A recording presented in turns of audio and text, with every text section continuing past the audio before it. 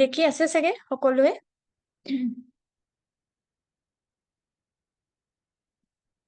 দেখি আছে চাগে। ওকে, আৰম্ভ কৰিছো আমি। যিহেতু আপোনালোকে জানে যে জুম মিটিংখন 40 বা 45 মিনিটছৰ কাৰণে তাৰপিছতে বন্ধ হৈ যাব, গতিকে আকৌ এটা লিংক দিম, মই গ্ৰুপতে দিম। যিসকলে গ্ৰুপত এড হোৱা নাই তেওঁলোক গ্ৰুপত এড হৈ ল'ব। আৰু লিংকটো মই তাতে দি দিম বা ইয়াতে চেট বক্সতো মই দি দিম। এতিয়া আৰম্ভ কৰিছো। আমাৰ এক্সাম হ'ব 8 জুনত।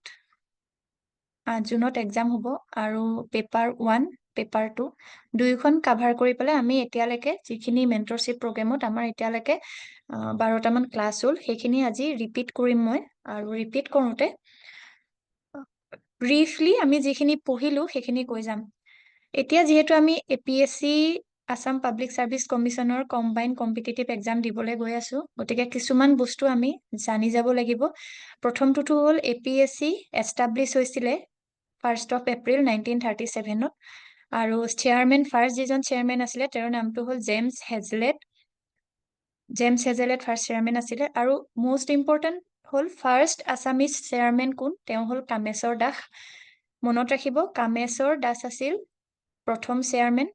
আৰু এই যে 1937ত APSC এষ্টাব্লিছ হৈছিলে, it was established as per Government of India Act 1935. এতিয়া গভৰ্ণমেণ্ট অফ ইণ্ডিয়া এক্ট 1935 বুলি কওঁতে সেইটো সময়ত ব্ৰিটিছখিনি আছিলে ইণ্ডিয়াত। আৰু ব্ৰিটিছখিনিয়ে প্ৰথম ইয়াতে এইখিনিত অকণমান আমি এইখিনি যেতিয়া গভৰ্ণমেণ্ট অফ ইণ্ডিয়া এক্ট 1935 এইখিনি জনাৰ আগত আমি ৰেগুলেটিং এক্ট যিখিনি প্ৰথম আৰম্ভ কৰিছিলে ব্ৰিটিছে, ব্ৰিটিছ গভৰ্ণমেণ্টে ৰেগুলেটিং এক্ট আৰম্ভ কৰিছিলে ফাৰ্ষ্ট যিখন ৰেগুলেটিং এক্ট আছিলে 1772ৰ পৰা আৰম্ভ কৰি এনেকে বহুত কেইখন তেওঁলোকে এক্ট আনিছিলে। আৰু তাৰ ভিতৰত যিখন গভৰ্ণমেণ্ট অফ ইণ্ডিয়া এক্ট 1858ৰ যিখন গভৰ্ণমেণ্ট অফ ইণ্ডিয়া এক্ট, এইখনৰ যোগেদি কি হৈছিলে, ব্ৰিটিছ ক্ৰাউনে গোটেই পাৱাৰটো লৈ লৈছিলে। আৰু এনেকে বিভিন্ন ধৰণৰ এক্ট আনিছিলে, আমি যিখিনি পঢ়িছো ইতিমধ্যে অলপ অলপ। এনেকে যি এক্ট আনিছিলে তাৰ ভিতৰত এই গভৰ্ণমেণ্ট অফ ইণ্ডিয়া এক্ট 1935ৰ মতে কি হৈছিলে, APSC এষ্টাব্লিছ হৈছিলে। মানে যিখিনি পাব্লিক চাৰ্ভিচ কমিশ্যন আমাৰ হেৰিত ষ্টেট ৱাইজ সেইখিনি তেতিয়া এষ্টাব্লিছ হৈছিলে। এইটো আমি সেইকাৰণে এতিয়া আমি এইখিনি জনাৰ আগত গভৰ্ণমেণ্ট অফ ইণ্ডিয়া এক্ট 1858ৰ কথা ক'লো। গভৰ্ণমেণ্ট অফ ইণ্ডিয়া এক্ট 1858ৰ পিছতে মষ্ট ইম্পৰ্টেণ্ট যিখন এক্ট আছিল সেইখন 1919ৰ যিখন এক্ট, সেইখন ইম্পৰ্টেণ্ট হয়। এইখিনি জনাৰ আগতে আমি ফাৰ্ষ্ট যিটো জানিব লাগিব যে গভৰ্ণমেণ্ট অফ ইণ্ডিয়া এক্ট 1935 কি আছিলে। গভৰ্ণমেণ্ট অফ ইণ্ডিয়া এক্ট 1935 কি আছিলে, আমি কিয় পঢ়িছো, আমি যেতিয়া পঢ়িম APSCৰ কাৰণে আমি যেতিয়া পঢ়ো, প্ৰথমতেতো আমি গম পালো যে ইট ৱাজ এষ্টাব্লিছ ইন 1937। আমি APSC পৰীক্ষা দিবলৈ যাওঁতে APSC বিষয়ে জানিব লাগিব, গছজোপাৰ আমি শিপাৰ বিষয়ে জানিব লাগিব।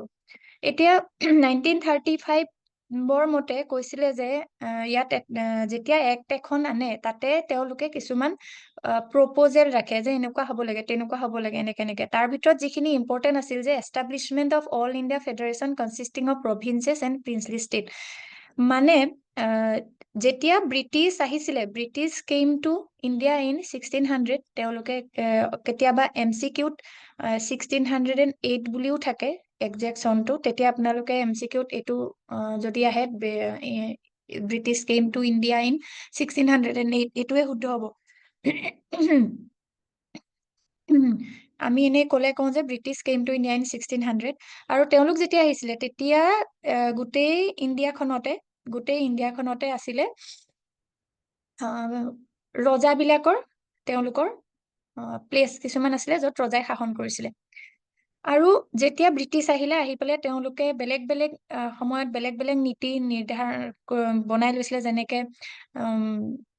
এটাটো হ'ল যিটোৰ কাৰণে নেকি চেপৈ মাতিনী হৈছিলে 1857ত, চেপৈ মাতিনী হৈছিলে যিটোৰ কাৰণে নেকি। আৰু ইয়াতে কি কৰিছিলে তেওঁলোকে, যদিহে কোনোবা ৰজাৰ নিজৰ পুত্ৰ নাথাকে, নিজৰ ল'ৰা ছোৱালী নাথাকে, তেতিয়াহ'লে কি কৰিব পাৰে, সেই মাটি টুকুৰা ব্ৰিটিছক দি দিব লাগিছিল। এনেকুৱা কিছুমান নতুন নতুন নিয়ম উলিয়াই পেলাই সেই মাটিবোৰ ৰাজ্যবোৰ দখল কৰি লৈছিলে ব্ৰিটিছে। আৰু সেইটো কাৰণে দুটা ধৰণৰ বস্তু আছিলে সেইখিনি সময়ত, প্ৰভিন্স আছিলে আৰু প্ৰিন্সলি ষ্টেট আছিলে। প্ৰভিন্স আৰু প্ৰিন্সলি ষ্টেট আছিলে। গতিকে কি হৈছিলে, যেতিয়া 1935 as per government of India 1935 মতে কি কৰিছিলে যে establishment of all India federation, য'ত থাকিব প্ৰভিন্স থাকিব, মানে British India completely rule by British, and princely state যিখনত এজন প্ৰিন্স বা ৰজা থাকিব, ভেছেল কিং নিচিনাকে থাকিব, আণ্ডাৰ দ্য গভমেণ্ট অফ ব্ৰিটিছৰ, মানে ব্ৰিটিছ ইণ্ডিয়াৰ গভমেণ্টৰ আণ্ডাৰত থাকিব। নেক্সট যিটো আছিলে যে division of power between centre and units in 3 list, 3টা লিষ্টত সেই ডিভিজন অফ পাৱাৰ কৰি দিছিলে, যিটো বস্তু নেকি এতিয়াও আছে কনষ্টিটিউশ্যনত। আৰু একচুৱেলি আমি গভমেণ্ট অফ ইণ্ডিয়া 1935খন এই কাৰণে জানিব লাগে, কাৰণ আমাৰ কনষ্টিটিউশ্যনখনৰ বেছটোৱে হ'ল গভমেণ্ট অফ ইণ্ডিয়া এক্ট 1935। সেইকাৰণে যেতিয়া আমি পলিটি পঢ়োঁতেও আমি এই 1935 এক্টৰ কথা আমি ভালকে জানিব লাগে। ইয়াতে ক'লে যে 3টা লিষ্ট থাকিব, ফেডাৰেল লিষ্ট মানে চেন্ট্ৰেল লিষ্ট এখন থাকিব, প্ৰভিন্সিয়েল লিষ্ট প্ৰভিন্স বিলাকে চাবৰ কাৰণে, আৰু কনকাৰেণ্ট লিষ্ট, কনকাৰেণ্ট মানে এনেকুৱা কিছুমান টপিক যিখিনি মানে চেণ্টাৰ আৰু প্ৰভিন্স দুয়োটাই চাব। আৰু আটাইতকৈ ইম্পৰ্টেণ্ট যিটো এবলিছ ডায়াৰ্কি ইন প্ৰভিন্সেছ, মানে ডায়াৰ্কি মানে ডাবুল ৰুল বস্তুটো এনেকে ভাবক যে ব্ৰিটিছ খিনিও আছিলে আৰু ইণ্ডিয়ান মানুহো আছিলে, ইণ্ডিয়ান নেতাবিলাকো আছিলে, পলিটিকেল লিডাৰ। গতিকে ডাবুল ৰুল মানে কিছুমান ছাবজেক্ট ট্ৰান্সফাৰ্ড ছাবজেক্ট আছিল, কিছুমান ৰিজাৰ্ভ ছাবজেক্ট আছিল। গতিকে কি হয়, ডাবুল ৰুলত ব্ৰিটিছখিনিয়ে কিছুমান চাই আৰু ইণ্ডিয়ানখিনিয়ে চাই। গতিকে ইণ্ডিয়ান বুলি কওঁতে আমি সাধাৰণ নৰ্মেল জেনেৰেল জনসাধাৰণৰ কথা মই কোৱা নাই। ইয়াতে ডাবুল ৰুল মানে দুটা ধৰণৰ শাসন ব্যৱস্থা। আৰু সেইটো প্ৰভিন্স বিলাকত আৰম্ভ কৰিছিলে কেতিয়া, 1999ৰ যিখন এক্ট সেইখনৰ মতে প্ৰভিন্সত মানে ডায়াৰ্কি চিষ্টেম আৰম্ভ কৰিছিলে। প্ৰভিন্সত মানে শাসন ব্যৱস্থাটো চেণ্টাৰতো এটা থাকে আৰু প্ৰভিন্সতো থাকে। গতিকে প্ৰভিন্সত গৈ পেলাই এইটো উঠাই দিয়া হৈছিলে 1935। কিন্তু ইয়াতে ইন্ট্ৰডিউচ কৰিছিলে provincial autonomy, no' control of centre, মানে চেণ্টাৰৰ কোনো কণ্ট্ৰল নথকাকে প্ৰভিন্সিয়েল অটনমি হৈছিলে। এতিয়া why this government of India in 1935 important, why in Assam's perspective, কিয়, কাৰণ এইখিনি সময়তে অসমত প্ৰথম গভমেণ্ট প্ৰভিন্সিয়েল অটনমি আৰম্ভ কৰি দিছিলে ন। গতিকে অসমতো কি হৈছিলে, ইয়াতে এইখিনি সময়ৰ পৰাই ইলেকশ্যন হৈছিলে। এইখিনি অসমৰ পাৰ্চপেক্টিভত অকমান পিছতে চাম। তাৰপিছত নেক্সট বাইকেমেৰেলিজিম ইন্ট্ৰডিউচ, 6খন প্ৰভিন্সত বাইকেমেৰেলিজিম ইন্ট্ৰডিউচ কৰা হৈছিলে, ইনক্লুডিং আছাম, অসমক ইনক্লুড কৰি। তাৰমানে এতিয়া যদি MCQ আহে যে অসমত আগৰে পৰাই বাইকেমেৰেলিজিম আছিল নে আমাৰ এখন ইউনিকেমেৰেলিজিম, এতিয়াৰ যিখন লেজিছলেটিভ এছেম্বলি আছে এইখন কেতিয়াৰ পৰা আৰম্ভ হৈছিল, আগতে কি আছিল, এনেকুৱা যদি কথা আহে তেতিয়াহ'লে আপোনালোকে এটা কথা মনত ৰাখিব যে বাইকেমেৰেলিজিম বস্তুটো ইন্ট্ৰডিউচ কৰিছিলে 6খন প্ৰভিন্সত as per government of India 1935। আৰু সেই তেতিয়াৰ পৰাই অসমত বাইকেমেৰেলিজিম আছিল, আৰু যিটো নাইকিয়া হৈছিলে যেতিয়া 1947ত সেইটো নাইকিয়া হৈ গৈছিলে। অৰ্থাৎ ফ্ৰম 1947ৰ পৰা আছাম লেজিছলেটিভ এছেম্বলি আছে, তাৰ আগলৈকে আছিলে বাইকেমেৰেলিজিম মানে legislative assembly plus legislative council. Next separate electorate for depressed class women labours, separate electorate দিছিলে। আৰু এই ছেপাৰেট ইলেক্টৰেট চিষ্টেমটো এইখিনি সময়ত গোটেই চবৰ কাৰণে দিয়া হৈছিলে as per government of India 1935 এইটো সময়তে। আৰু এইখিনিতে যিটো ছেপাৰেট ইলেক্টৰেটৰ কথা কৈছে এইখিনিতে মনত ৰাখি যাব যে Indian council act 1909ত মুছলিমখিনিক separate electorate দিছিলে, আৰু গভমেণ্ট অফ ইণ্ডিয়া এক্ট 1919ৰ মতে এইখিনি সময়ত যিখিনি ওমেন এইসকলক হেৰি দিয়া হৈছিলে ছেপাৰেট ইলেক্টৰেট। ছেপাৰেট ইলেক্টৰেট বুলি ক'লে মই ওমেন, গতিকে মোক ওমেনখিনিয়েহে মোক ভোট দিব পাৰিব, এই চিষ্টেমটো এইটো এটা এক্সাম্পল হিচাপে কৈছো। আৰু এইখিনিতে আমি ইণ্ডিয়ান কাউন্সিল এক্ট 1909ত কি হৈছিলে অকনমান চাই লওঁ। এইকাৰণে চাই লওঁ কাৰণ এইখিনি পলিটিৰ বিৰাট ইম্পৰ্টেণ্ট হয়। আমি যিহেতু গভমেণ্ট অফ ইণ্ডিয়া 1935 কি গম পালোৱে, গতিকে 1919 চনত কি হৈছে অকমান চাওঁ, 1919 চনত কি হৈছিলে, 1909 চনত কি হৈছিলে, আমি দুয়োটা চাম। এতিয়া কৈছিলো যে 1919 চনত ডায়াৰ্কি ইন্ট্ৰডিউচ কৰা হৈছিলে, যিটো হুইচ ৱাজ এবলিছ কৰা হৈছিলে ডায়াৰ্কিটো 1935 চনত 35ত। আৰু এইখিনি সময়তে ডাইৰেক্ট ইলেকশ্যন হৈছিলে। 1919ৰ কথা কৈ আছো। আৰু যিসকলে অকনমান মনত পেলাবলৈ দিগদাৰ পাইছে কৈ দিওঁ যে এইখিনি সময়ত, এই সময়ছোৱা হিষ্ট্ৰীৰ ফালৰ পৰা চাবলৈ গ'লে এইটো after the world war tour পিছৰ অৱস্থা। এইখিনি সময়তে ৰিপ্ৰেজেন্টেটিভ গভৰ্ণমেন্টৰ যিটো ব্যৱস্থা সেইটো ইন্ট্ৰডিউচ কৰিবলৈ গৈ আছিলে ব্ৰিটিছে, ৰিপ্ৰেজেন্টেটিভ গভৰ্ণমেন্ট। আৰু এইখিনি সময়তে আমাৰ আফটাৰ দ্য ৱৰ্ল্ড ৱাৰ 2 আমাৰ গোটেই লিডাৰ খিনিয়ে কৈছিলে যে উই নিড ডমিনিয়ন ষ্টেটাছ, আমাক ডমিনিয়ন ষ্টেটাছ লাগে। ডমিনিয়ন ষ্টেটাছ বস্তুটো কেনেকুৱা যে কিছুমান ফিল্ডত, ইন চাম ফিল্ডছ লাইক ডিফেন্স হওক, তাৰপিছতে এক্সটাৰ্নেল এফেয়াৰ্ছ, এইবিলাকত ইণ্ডিয়ান মানুহখিনিৰ ইয়াত অথৰিটি থাকিব লাগে। এইটোকে কয় ডমিনিয়ন ষ্টেটাছ। আৰু সেইটো সময়ত এট ডেট মোমেণ্ট কানাডাখন আছিলে ডমিনিয়ন ষ্টেটাছত আছিলে আণ্ডাৰ ব্ৰিটিছ গভৰ্ণমেণ্ট। আমাৰ গোটেই লিডাৰ বিলাকে কৈ আছিলে যে ডমিনিয়ন ষ্টেটাছ লাগে সেইটো সময়ত। আৰু সেইখিনি সময়তে এই মণ্টেক কেম্পছফৰ্ড বা মনফৰ্ড বুলি কৈছো, মনফৰ্ড দুজন মানুহ আছিলে। মনফৰ্ড, এজন হ'ল মণ্টেক, ইজন হ'ল কেম্পছফৰ্ড। দুইজনে মনফৰ্ড বুলি কৈছো, তেওঁলোকে এখন ৰিফৰ্ম আনিছিলে। আৰু সেই why I am telling here about this government of India act 1919, এইখিনি সময়তে চাব, অসমৰ বিষয়ে লিখি থৈছো নবীন চন্দ্ৰ বৰদলৈ। নবীন চন্দ্ৰ বৰদলৈকে ধৰি কেইবাজনো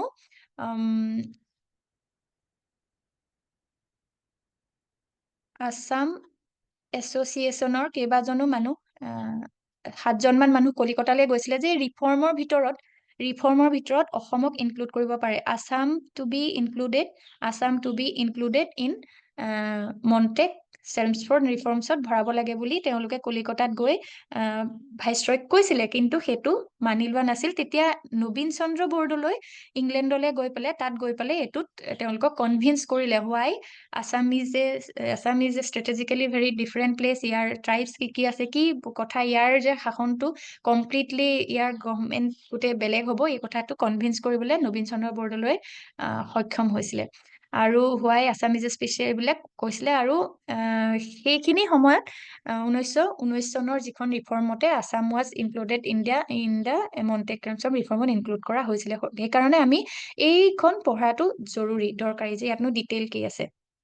এতিয়া নেক্সট ইয়াতে তেওঁলোকে কি কৰিছিলে, যিটো ডায়াৰ্কি ইন্ট্ৰডিউচ কৰা হৈছিলে কৈছিলো 1919 চনত, যিটো 1935ত আঁতৰাই দিয়া হ'ল। Reserve subject by British official, transfer subject by Indian minister.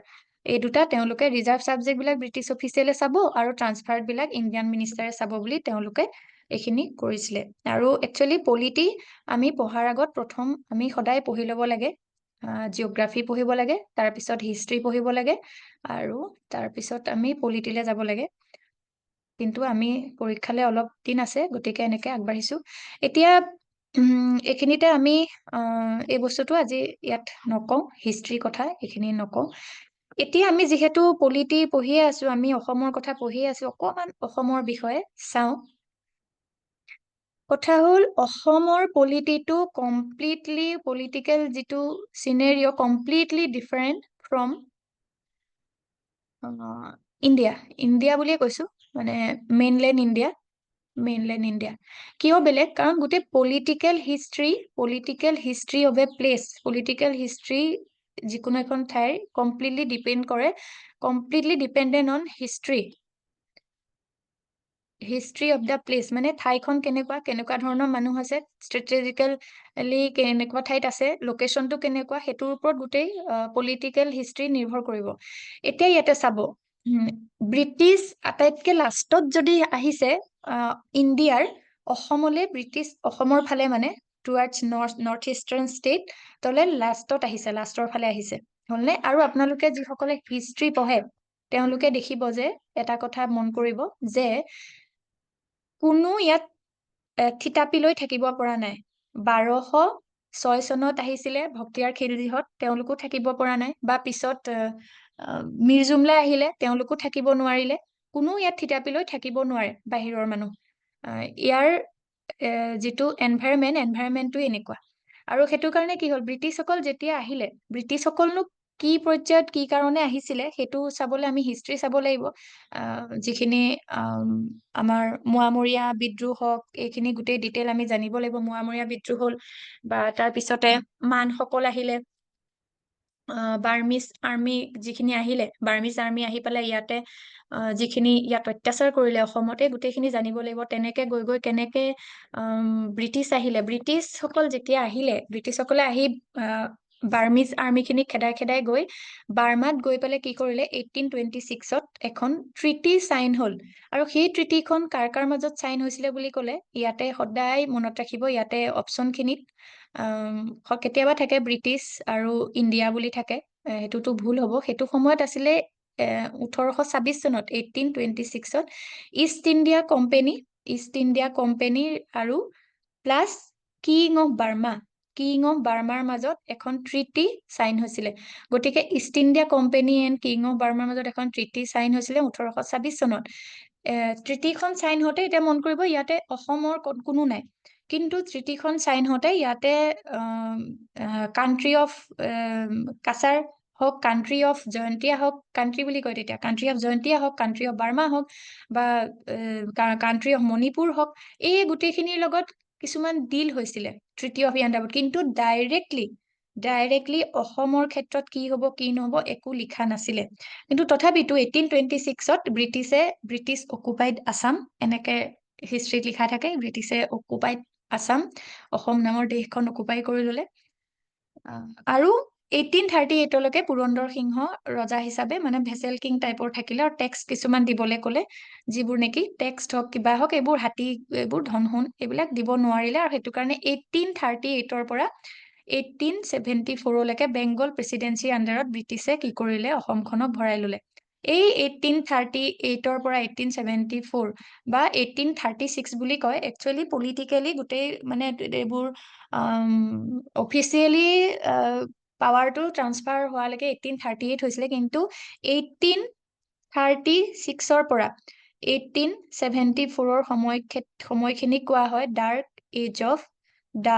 As of Assamese language, মানে অসমীয়া ভাষাৰ ক'লা অধ্যায় বুলি যে কয়, ক'লা অধ্যায় কিয় কয়, কিয়নো এই বেংগল প্ৰেচিডেঞ্চিৰ ওপৰত লগত যেতিয়া ভৰাই দিলে, আৰু সেইটো সময়ত আমাৰ অসমীয়াখিনি কি আছিলে, দে আৰ ইলিটাৰেট, ইমান পঢ়া শুনা নাছিলে। আৰু বেংগলৰ চব আপোনালোকে হিষ্ট্ৰীত দেখিব, ষ্টাৰ্টিং ফ্ৰম 1857ত যিটো চেপই মাতনি হৈছিলে, 1905ত পাৰ্টিশ্যন অফ বেংগল হৈছিলে, তাৰপিছতে 1914 চনৰ পৰা ৱৰ্ল্ড ৱাৰ হৈছিলে, এই সকলোবিলাকতে মানে মেইন যিখিনিয়ে লিড লৈছিলে সেয়া হ'ল বেংগলীখিনি, আৰু তেওঁলোকে পঢ়া শুনাটো আগবঢ়া আছিলে। গতিকে ব্ৰিটিছে যেতিয়া অসমখন অধিকাৰ কৰিলে, তেওঁলোকক কি লাগিব, তেওঁলোকক লাগিব প্ৰফিচিয়েণ্ট পিপল, যি নেকি তেওঁলোকৰ কামবোৰ কৰিব পাৰে। গতিকে বেংগলৰ পৰা মানুহ লৈ আহিলে, যিখিনি ক্লাৰ্ক জব আছে সেইখিনি কৰিবলৈ বেংগলীখিনি লৈ আহিলে। গতিকে আল্টিমেটলি অফিচিয়েল লেংগুৱেজ, এইখিনি সময়ত অফিচিয়েল লেংগুৱেজ কৰি দিবলগীয়া হ'ল বেংগলী। আৰু ঘৰে বাহিৰে কোৰ্টে কাছাৰীয়ে চবতে বেংগলী চলিবলৈ লাগিলে। সেইকাৰণে কয় dark age of Assamese language 1836 পৰা 1874। এতিয়া এইখিনিতে 1874ত কি হ'ল, ফাৰ্ষ্ট চিফ কমিছনাৰৰ আণ্ডাৰত অসমক অনা হ'ল, ফাৰ্ষ্ট চিফ কমিছনাৰ আণ্ডাৰত অনা হ'ল, আৰু ছেকেণ্ড টাইম আকৌ অনা হৈছিলে 1911 চনত। এয়া প্ৰথমবাৰৰ কাৰণে ফাৰ্ষ্ট চিফ কমিছনাৰ আণ্ডাৰত অনা হ'ল। 1905 চনততো হেৰিয়ে হৈ গ'ল, 1905 চনত পাৰ্টিশ্যন অফ বেংগল হ'ল। আৰু আমি এইখিনি অলপ হিষ্ট্ৰী নিচিনা লাগিলেও ইয়াত পলিটিৰ কথাও আছে, অকমান পিছত সেইখিনি আমি চাম, আৰু অলপ ডিটেইলত চাম কোন আছিলে, কি হৈছিলে এইখিনি সময়ত অকণমান চাম। আৰু ছেকেণ্ড টাইম চিফ কমিছনাৰ আছামত অনা হৈছিলে 1911 চনত। আৰু আমি এটা পাইছিলো ন, 1919 চনৰ যিখন ৰিফৰ্ম আছিলে, মন্টেগ চেমছফৰ্ম, যিখন ৰিফৰ্মছৰ মতে অসমকো ৰিফৰ্মছত অন্তৰ্ভুক্ত কৰা হৈছিলে। গতিকে আণ্ডাৰ গভৰ্ণৰৰ আণ্ডাৰত আহি গৈছিলে 1921 চনৰ পৰা। তাৰমানে অফিচিয়েলি এইখিনি হওঁতে সময় লাগেতো, 1921 চনত গভৰ্ণৰৰ আণ্ডাৰত আহি গৈছিলে অসমখন। আৰু 1937 চনত as per government of India 1935ত আমি গম পাইছিলো যে ইলেকশ্যন হৈছিলে, গতিকে প্ৰভিন্সবিলাকত, গতিকে 1937ত অসমতো ইলেকশ্যন হৈ ইয়াত গভৰ্ণমেণ্ট ফৰ্ম হৈছিলে। তাৰপিছতে যিখিনি আমি জানি জানিব লাগে আফটাৰ ইণ্ডিপেণ্ডেঞ্চত কি হৈছিলে, যিখিনি আজি আলোচনা নকৰো। পলিটিটোতো একেই আছে, আফটাৰ 1947 চবতে একেই আছে।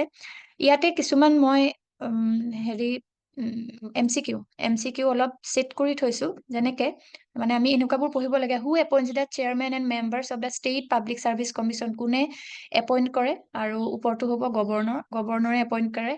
হু removes the chairman and members of the state public service commission if they are found insolvent, মানে যদি তেওঁলোকে খেলি মেলি কৰে তেতিয়াহ'লে তেওঁলোকক কোনে ৰিমুভ কৰিব পাৰে। ইয়াতে অপশ্যন খিনিত উত্তৰটো হ'ব প্ৰেচিডেণ্টে ৰিমুভ কৰিব পাৰে। তাৰমানে এপইণ্ট কৰে সদায়, মনত ৰাখিব, এপইণ্ট কৰে সদায় গভৰ্ণৰে, মানে আমাৰ ষ্টেট পাব্লিক চাৰ্ভিচ কমিশ্যনৰ মেম্বাৰ সকলক, আৰু ৰিমুভ কৰিব পাৰে কিন্তু প্ৰেচিডেণ্টে। তাৰপিছতে ইয়াতে which of the following system was abolished by the act of 1935, ইয়াতে ডায়াৰ্কি ইন প্ৰভিন্সত এবলিছ কৰা হৈছিল। Which act introduce provincial dyarchy with reserve and transfer subject, এনেকে এই দুটা শব্দ দেখিলে গম পাবই, 1919 চন। এই গভৰ্ণমেণ্ট অফ ইণ্ডিয়া এক্ট 1919, এইকেইটা। এইখিনি আমি পলিটিৰ পৰা এইখিনি আমি আজি জানিলো। আৰু নেক্সট এতিয়া আমি অলপ চাম, যিহেতু অসমৰ কথা আমি পঢ়ি আছিলো, গতিকে অসমৰ অলপমান হিষ্ট্ৰী, আমি আজি হিষ্ট্ৰী ক্লাছ নকৰো। হিষ্ট্ৰী বুলি ক'লে একচুৱেলি বহুত সময় লাগে, গতিকে আমি অকণমান পলিটিখিনি যিহেতু এতিয়া চাইছিলো, পলিটিখিনি অকণমান চাম। পলিটিখিনি ইম্পৰ্টেণ্ট হয়। আৰু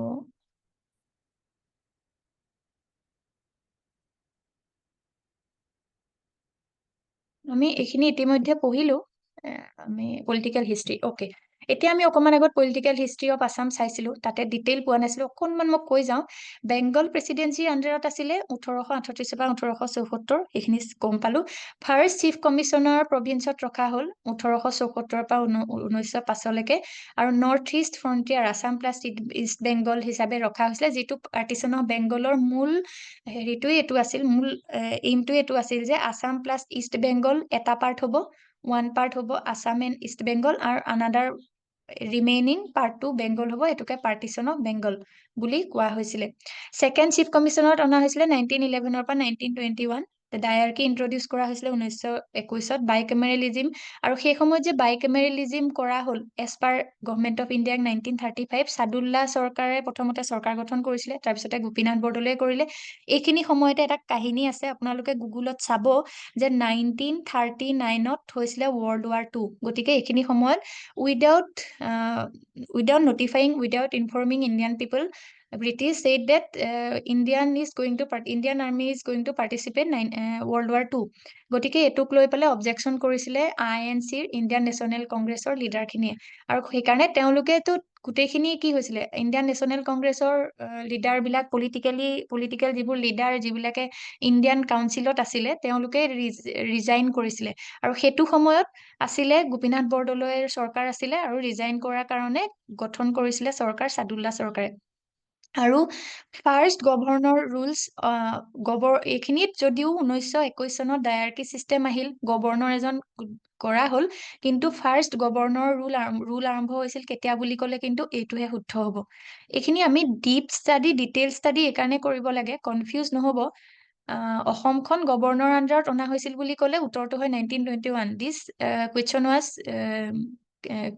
এইটো আহিছিল, ক'ত আহিছিল জানেনে, আমাৰ লাষ্ট APSCৰ CCEতে আহিছিল, গভৰ্ণৰ আণ্ডাৰত কেতিয়া অনা 1921। কিন্তু যদি গভৰ্ণৰ ৰুল বুলি কয়, যিহেতু এইখিনিত ৰিজাইন কৰি দিলে, এইখিনিত ৰিজাইন কৰি দিছিলে গোপীনাথ বৰদলৈ চৰকাৰে ৰিজাইন কৰিলে।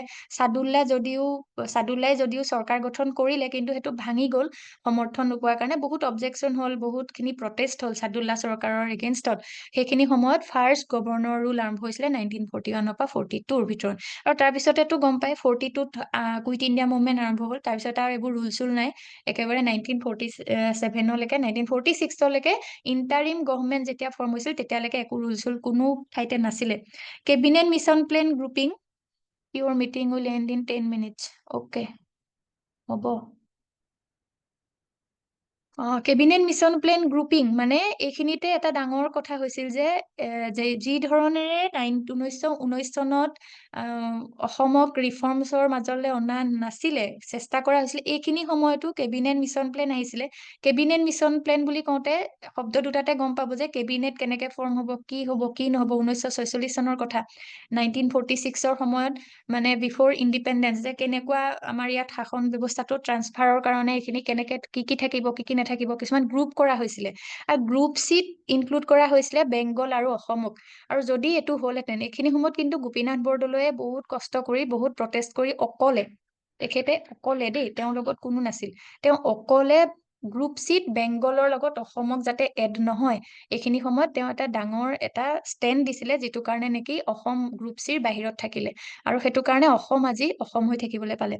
আফটাৰ ইণ্ডিপেণ্ডেন্সত কি হ'ল, ছেপাৰেশ্যন অফ নগা হিলছ, এইবোৰ নগা হিল, লুচাই হিল, এইবিলাক আপোনালোকে জানে, এইবিলাক আমাৰ অসমৰ এটা পাৰ্ট আছিলে। আৰু নাগালেণ্ড ছেপাৰেট হ'ল 1963, মেঘালয়, ত্ৰিপুৰা, মণিপুৰ ছেপাৰেট হ'ল 1972। ছেপাৰেট হ'ল মানে এইবিলাক আচলতে ইউনিয়ন টেৰিটৰিজ হিচাপে ৰখা হৈছিলে। 1972ত গৈ পেলাই তেওঁলোকে ষ্টেটহুড পালে। অৰুণাচল প্ৰদেশখন 1975ত, মিজোৰামখন 1987ত ফৰ্ম হ'ল এজ এ ষ্টেট। আৰু তাৰপিছতে ছিকিমখন নৰ্থ ইষ্টাৰ্ণ ষ্টেট, 2002 চনলৈকে টোটেল নৰ্থ ইষ্টাৰ্ণ ষ্টেট আছিলে 7খন। আৰু 2002 চনৰ পৰা ছিকিমখন ইনক্লুড কৰা হ'ল। আৰু ছিকিমখন এজ এ ষ্টেট নাছিলে, অসমৰ ভাৰতৰ ষ্টেট নাছিলে, 1975 চনত এড হৈছিলে, মনত ৰাখিব। আৰু 2002 চনত ছিকিম বিকেম এ নৰ্থ ইষ্টাৰ্ণ ষ্টেট, এইটো মনত ৰাখিব। এইখিনি পলিটি। আৰু বাকী আমি এতিয়া নেক্সট এইখিনি অলপ চালো। আৰু এতিয়া আমি নেক্সট ক্লাছটোত অসমৰ এইখিনি চালো, এতিয়া অকণমান আমি জিঅ'গ্ৰাফী চাম। আৰু জিঅ'গ্ৰাফীৰ ক্ষেত্ৰত সদায় আমি কেইটামান বস্তু চাই যাব লাগিব। এইখিনিতে এটা কথা কৈ থওঁ, এই ক্লাছটো এতিয়া শেষ হৈ যাব, মই নেক্সট ক্লাছটোৰ লিংকটো মই দি দিম। 7 মিনিট আছে আৰু ৰিমেইনিং টাইম 7 মিনিট। 7 মিনিটত আমি অলপ চাই লওঁ। প্ৰথম কথা হ'ল, এতিয়ালৈকে আমি যিখিনি চালো এইখিনি জাষ্ট এটা আইডিয়া যে এইটো হৈছিলে সেইটো হৈছিলে সেইটো হৈছিলে। আপোনালোকে মই এটা কথাই কওঁ, self study is the best study. Self study is the best study. এতিয়া আপোনালোকে চেল্ফ ষ্টাডি কৰিলে নিজৰ ধৰণে পঢ়িব পাৰে, খালি self study is the best study provided, এইখিনিতে এটা প্ৰভাইডেড আছে, provided proper guidance is available. এতিয়া পৰীক্ষালে আমাৰ আছে মাত্ৰ ধৰি লওক 30 ডেজ। বাকী কেইটা দিন মই ভাবি লৈছো এনেই ৰিলেক্সিঙত যাব, আৰু এনেই ভয়ত কিবাত যাব। এই 30 ডেজটো আমি 30 ডেজ বুলি নধৰি, আপোনালোকে যদি 30ৰ লগত 24 ঘণ্টাৰ ধৰি লওক, শুওঁতে 8 ঘণ্টা গৈছে, 8 ঘণ্টা বুলিয়ে ধৰক, 8 ঘণ্টা শুওঁতে গ'ল। আৰু আমি 30 যদি আমি কমেও আমি যদি বাৰ ধৰি ললো আমি 3 ঘণ্টাকেও পঢ়িছো, উই হেভ 90 আৱাৰ্ছ, 90 ঘণ্টা আছে। গতিকে ঘণ্টাৰ হিচাপত কাউণ্ট কৰক, আপুনি যিমান পঢ়িব পাৰে ঘণ্টাৰ হিচাপত হিচাপ কৰি পঢ়া শুনাটো চলাই নিয়ক। এতিয়া কথা হ'ল, বহুতে বহুত ধৰণে কথা ক'ব, কিন্তু ষ্ট্ৰেটেজি বুলি ক'বলৈ প্ৰপাৰ ষ্ট্ৰেটেজি এটাই আছে, যে আপোনালোকে মই যিটো ক'লো যে কাৰেণ্ট এফেয়াৰ্ছ একদম, যদি আপোনালোকে সদায় 1 ঘণ্টা পঢ়ে, কাৰেণ্ট এফেয়াৰ্ছত আধা ঘণ্টা দিয়ক। মানে যিমান পঢ়িব তাৰ আধা সময় সদায় কাৰেণ্ট এফেয়াৰ্ছত দিয়ক। নেক্সট পঢ়াৰ টাইপটো হ'ল, সদায় আৰম্ভ কৰিব জিঅ'গ্ৰাফীৰে। জিঅ'গ্ৰাফীখিনি অলপ পঢ়িব, জিঅ'গ্ৰাফীৰ লগত হিষ্ট্ৰী, তাৰপিছতে হিষ্ট্ৰী অলপ মিলাই পঢ়িব, আৰু বাকীখিনি নিজৰ মতে পঢ়িব পাৰে। ছায়েন্স এণ্ড টেকন'লজি, ইয়াৰ পৰা বেছি কুৱেশ্যন নাহে, গতিকে ইমান ডিটেইল পঢ়া দৰকাৰ নাই। বেছিকে যিটো পঢ়িব লাগে সেইটো হ'ল কাৰেণ্ট এফেয়াৰ্ছ, নেক্সট পঢ়িব হিষ্ট্ৰী। আৰু হিষ্ট্ৰী মানেও মই নকওঁ যে গোটেই ইণ্ডিয়ান হিষ্ট্ৰী আকবৰ বাবৰৰ কথা পঢ়ি থাকিব নালাগে, আপোনালোকে মডাৰ্ণ খিনি ভালকে পঢ়ক। মডাৰ্ণ বুলি কওঁতে একেবাৰে আপোনালোকে ষ্টাৰ্ট কৰিব 1857ৰ পৰা একেবাৰে 1947লৈকে ইণ্ডিয়ান হিষ্ট্ৰী অলপ ভালকে পঢ়ক। আৰু তাতকেও বেছিকে পঢ়ক আছাম হিষ্ট্ৰী। আছাম হিষ্ট্ৰী ভালকে পঢ়ক। আমি হিষ্ট্ৰী আজি ইয়াত আলোচনা নকৰো। এতিয়া আমি যাওঁ জিঅ'গ্ৰাফী মানে কি, মানে জিঅ'গ্ৰাফীত আমি কি পঢ়িম, কি জানিব লাগে, আৰু ইয়াৰ পৰা প্ৰশ্ন আহে জিঅ'গ্ৰাফী শব্দটো যিটো সেইটোৱে বুজায় জিঅ'গ্ৰাফী এইটো শব্দটোৱে বুজায় জিঅ' শব্দটোৱে বুজায় আৰ্থ মানে মাটি আৰ্থ বুজায় আৰু গ্ৰাফী শব্দটো আহিছে এটা জিঅ' আৰু গ্ৰাফছ বুলি এটা গ্ৰীক ৱৰ্ড যিটোৰ অৰ্থ হ'ল ডেছক্ৰিপশ্যন মানে ডেছক্ৰিপশ্যন অফ আৰ্থ এতিয়া জিঅ'গ্ৰাফীত আমি সদায় দুটা বস্তু পঢ়িব এটা ডেছক্ৰিপশ্যন অফ আৰ্থ পঢ়িব মানে পৃথিৱীখনৰ ৰিলেটেড আৰ্থৰ ৰিলেটেড কথাবিলাক আৰু লগতে ইণ্ডিয়ান জিঅ'গ্ৰাফী জাষ্ট এটা আইডিয়া ল'বলৈ অসমলৈ ডাইৰেক্ট গুচি আহিব অসমৰ পাৰ্চপেক্টিভত কি সেইখিনি পঢ়িব এতিয়া আমি ইউনিভাৰ্ছখনৰ কথা জানিব লাগে ইউনিভাৰ্ছখন বুলি ক'লে মেইন ইয়াতে মই এটা দি থৈছো যে পি চি কে মানে টলেমি কপাৰ্নিকাছ কেপলাৰ এইখিনি মনত ৰাখিব which ancient astronomer proposed the geocentric model of the universe geocentric model of universe বুলি ক'লে কি বুজাই জানেনে যে আগতে কৈছিলে যে গোটেই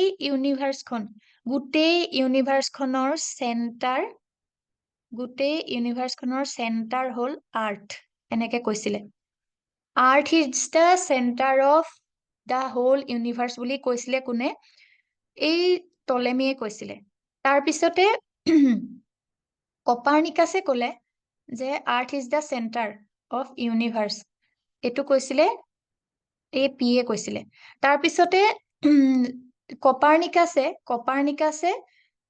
টলেমিক ছাপোৰ্ট কৰিলে কিন্তু তেওঁ ক'লে যে আৰ্থ নহয় যে ছানহে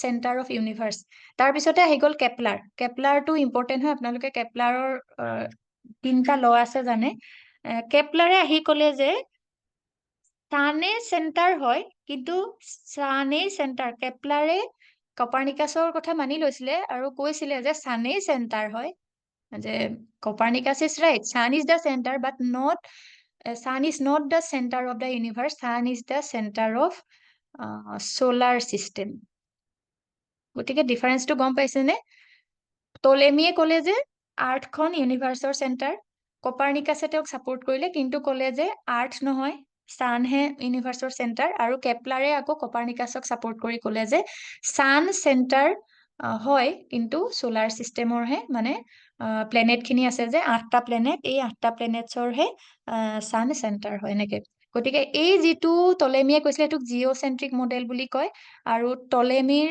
যিটো তাত চেলেষ্টিয়েল বডিত চেণ্টাৰক ৰাখিছিলে আৰ্থক নেক্সট এইকেইটা আমি যেতিয়া জিঅ'গ্ৰাফী পঢ়ো এইকেইটা জানিবলগীয়া কথা তাৰপিছত হেলিঅ'চেন্ট্ৰিক মডেল যিটো হেলিঅ'চেন্ট্ৰিক বুলি ক'লে যিটো কপাৰ্নিকাছে দিছিলে এতিয়া যিটো ক'লো সেইটো তাৰপিছতে ইয়াতে এখন কিতাপৰ নাম লিখি থোৱা আছে which book written by Copernicus এনেকুৱা আহি যাব পাৰে ক'ব নোৱাৰি তাৰপিছতে কেপলাৰে 3টা ল দিছিলে আৰু তেওঁ 3টা টোটেল ল আছিলে আৰু প্ৰথম লটো যিটো আছিলে যে planetary orbits are in the shape of ellipse কেপলাৰে কোৱা মতে এলিপ্টিকেল কেপলাৰৰ যিটো যিসকলে ফিজিক্স পঢ়িছে মনত থাকিব যে এলিপ্টিকেল হয় এনেকুৱা গোল নহয় এতিয়া আমিতো জানো যে এলিপ্টিকেল হয় কিন্তু কৈছিলে কোনে যে planets move round the sun in elliptical orbit হু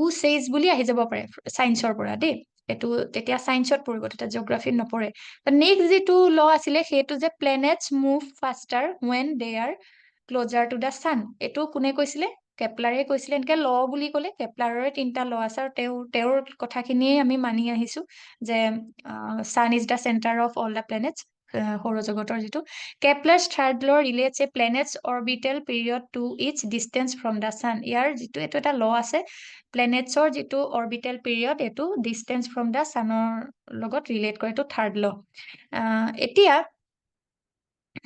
যিটো আমি ডিফাৰেঞ্চ এইখিনিতে কপাৰ্নিকাছ যিটো মই কৈছিলো টলেমি পিচিকে মনত ৰাখিব পিকে চিনেমাখনৰ মাজত চিটো ভৰাই দিব পিকে চিনেমাখনৰ মাজত পিচিকে what was the major difference between Copernicus and কেপলাৰৰ মডেলৰ মাজৰ কি ডিফাৰেঞ্চ এতিয়া আমি পঢ়িছিলো কেপলাৰে যে কৈছিলে এলিপ্টিকেল বুলি অৰ্বিটটো এলিপ্টিকেল হয় আৰু এই কপাৰ্নিকাছে কৈছিলে যে হয়